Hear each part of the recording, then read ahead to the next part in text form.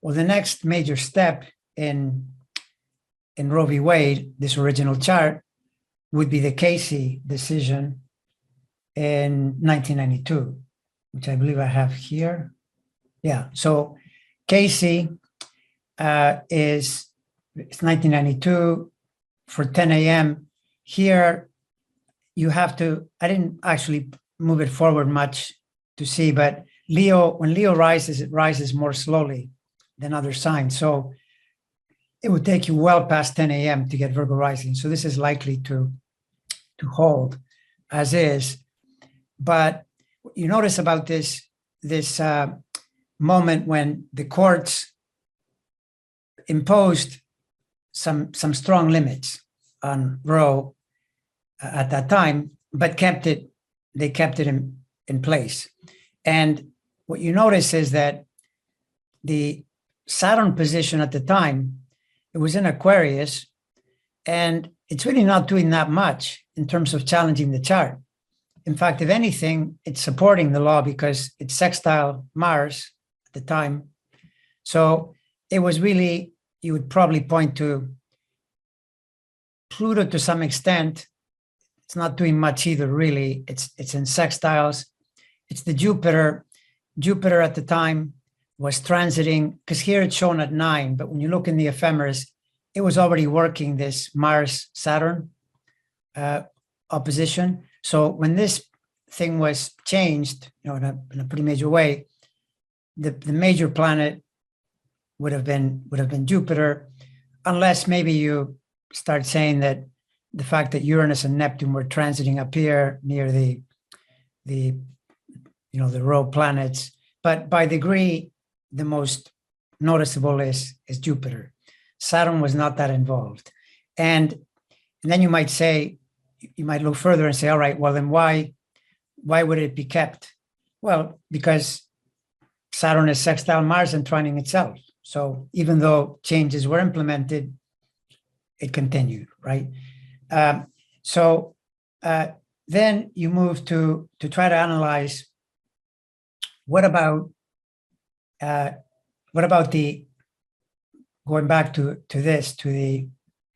I'll go here now to show, this is Roe v. Wade, the chart, for 1001.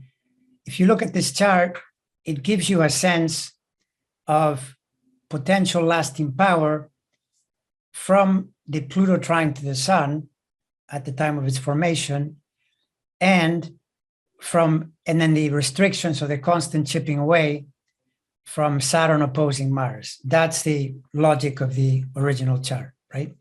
But on the Pluto Sun alone, you would assign this potential long-lasting power. That's how I would read it. Now, of course, then we say, well, what just happened here? What are the transits today?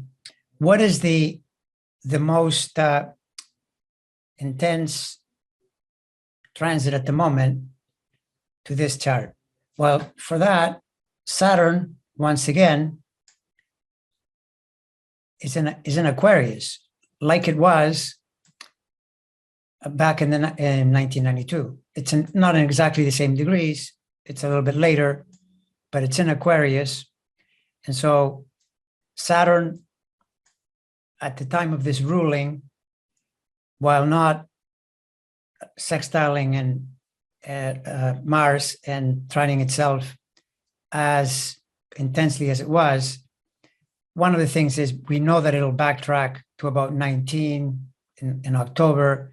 It's still in that range, and it's certainly trining the Uranus in this direction. So on Saturn alone, you're not going to get this done in terms of changing the law. What did do it most clearly is the Pluto transit, because right now, and by right now, I mean this year and even last year and next year, because it doesn't end, Pluto is over the Mercury, right?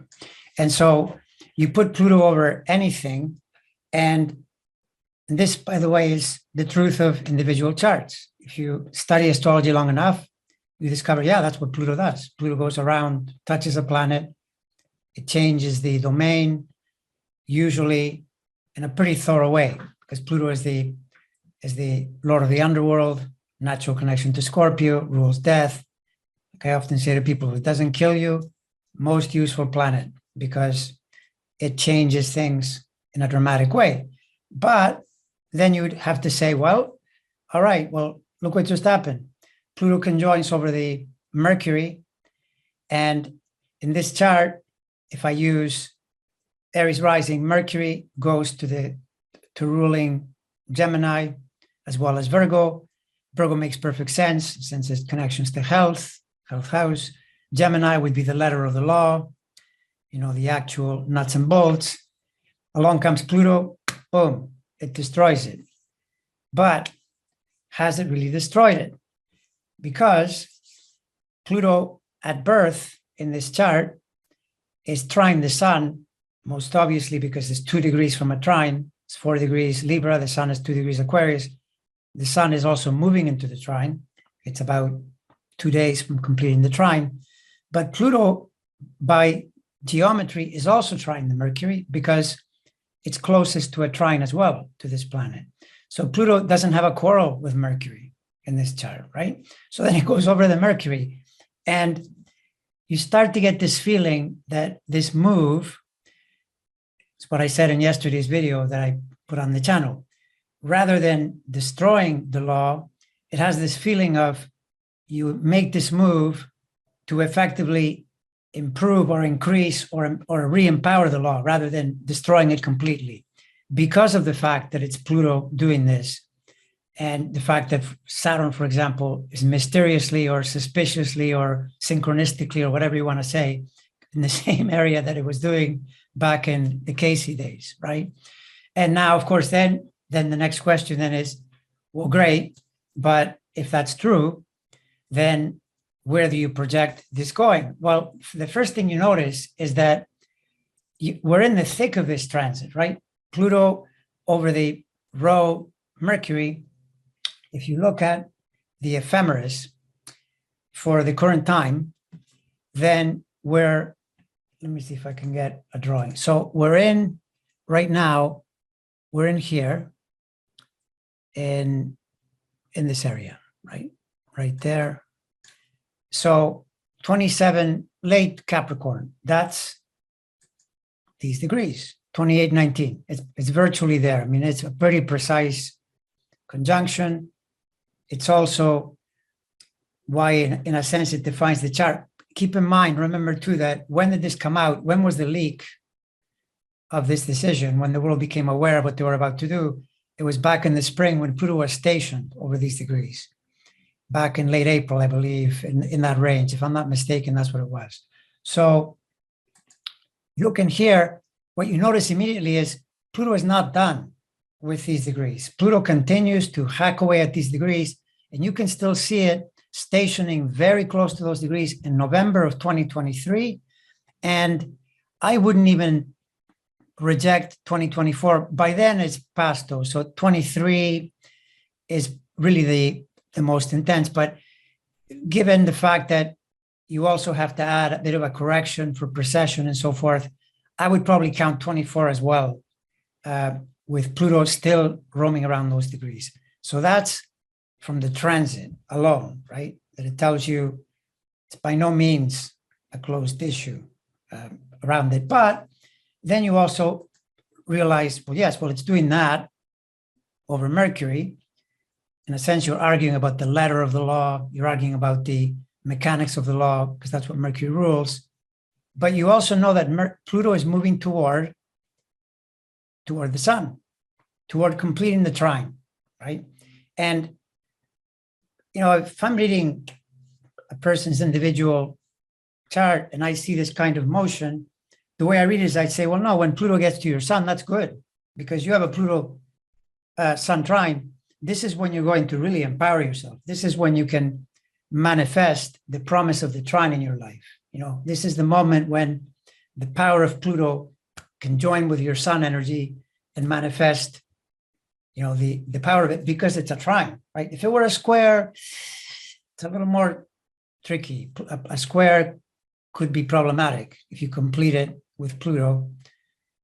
With a trine, it works like a charm. There, you would look in here and say, sorry, over here, and you're looking toward 24, 25, into 26, because those degrees, that's when Pluto will visit, right, through there.